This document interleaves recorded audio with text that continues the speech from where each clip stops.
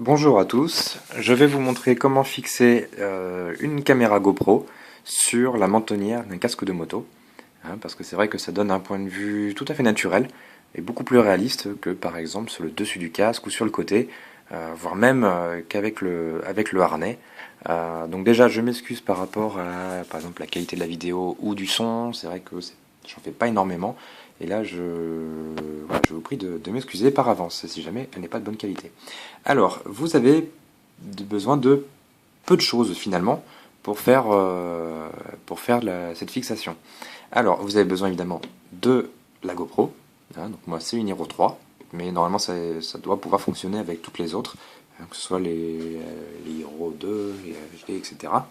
Vous avez besoin aussi, donc ça sera avec la caméra, d'un scotch 3M, donc le scotch incurvé, pas le plat, lui ne vous servira strictement à rien. Vous avez besoin de deux vis, une courte, une longue, pour serrer le tout. Vous avez besoin après, donc ça c'est ce qu'il va falloir vous acheter, que vous achetiez, pardon. Vous avez besoin de ceci. Donc ça c'est le support en J, qui se trouve dans, je crois, si j'ai bonne mémoire, dans deux packs, dans le grab bag et dans le helmet, le front helmet mount, qui est beaucoup plus facile à trouver d'ailleurs et beaucoup moins cher. Voilà. Et avec, vous aurez ceci. Donc ça c'est une rallonge pour pouvoir articuler le tout. Vous en aurez après une deuxième, mais ça vous servira à rien. Ceci, ça ne vous servira pas non plus. Moi, j'ai pas réussi à le mettre en tout cas. Et après, tout ce qui est vraiment, enfin, voilà, tout ça en fait, vous n'en avez pas besoin. Hein. Alors, après, sur votre casque. Donc moi, j'ai fait sur un Scorpion Exo 500. Je l'ai vu avec plusieurs autres casques. Ça doit pouvoir fonctionner aussi. Alors, ce qu'il faut savoir, c'est que la trappe ici pour l'aération ne s'ouvrira plus. Voilà. Du moins sur celui-ci. Après, sur d'autres casques, je sais que les aérations ne sont pas tout à fait pareilles. Elles ne sont pas aussi grandes, du moins, et donc du coup, vous pourrez les ouvrir. Alors, vous fixez le scotch dessus, là, vraiment le plus bas possible. Il faut que vous épousiez vraiment le plus possible l'arrondi. Alors, on voit un peu sur la vidéo que moi, c'est pas tout à fait le cas. Hein. Alors après, j'ai déjà essayé personnellement, donc en roulant sur autoroute à 130 km/h et ça tient très très bien. Il n'y a pas de souci de ce côté-là. On peut bouger, ça colle vraiment bien. C'est vraiment de la bonne qualité. Ensuite, on va mettre ceci, la fixation en J. Donc, comme ça. Je vais décaler un peu. Tac, voilà. Comme ça, donc c'est bien fixé.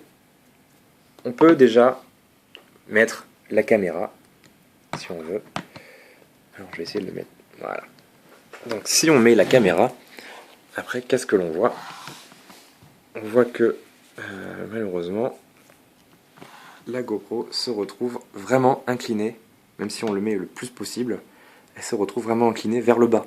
Du coup, j'avais fait un premier essai, et c'était pas top, on va dire. On voyait énormément le compteur, le réservoir, mais on voyait pas ce qu'il y avait devant.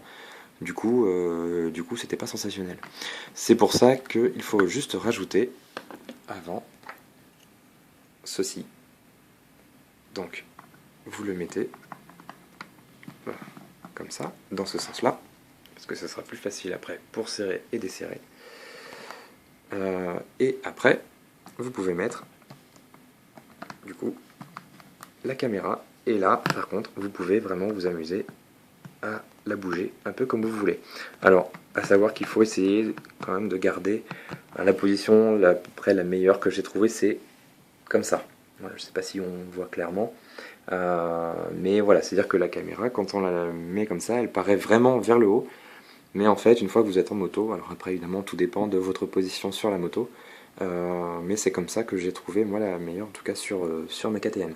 Alors, donc, une fois tout fixé, après on voit que évidemment vous ne pouvez pas ouvrir la trappe derrière, Donc si vous avez oublié de mettre la carte SD, il faudra évidemment tout desserrer.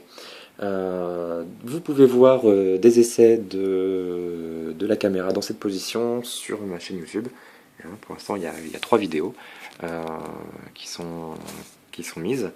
À savoir que vraiment la caméra, comme ça, elle n'est pas gênante du tout. On ne la voit pas, déjà, à travers la visière. Elle n'empêche pas l'ouverture du casque.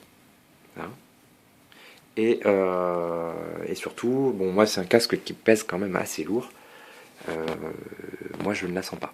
Hein, personnellement, je la sens pas du tout. Après, bon, ceux qui ont des casques qui sont voilà, aux alentours de 1,2 kg, 1,3 kg, eux, ils vont peut-être plus ressentir le poids de la caméra. Mais en tout cas, moi, ce n'est pas le cas du tout avec celui-ci, qui est quand même assez lourd, hein, il faut le rappeler.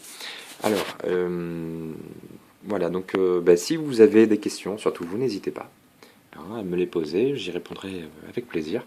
Et voilà, donc en tout, la caméra, le support, bon après la caméra évidemment ça dépend de laquelle, mais enfin le support en tout cas c'est à peu près une vingtaine d'euros.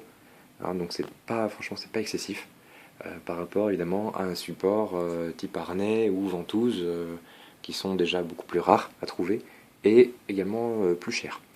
Voilà, vous pouvez voir donc comme je disais des essais sur ma chaîne YouTube, hein, avec où j'ai fait quelques tours en moto pour voir. Voilà, écoutez, bonne balade et prudence sur la route. Merci.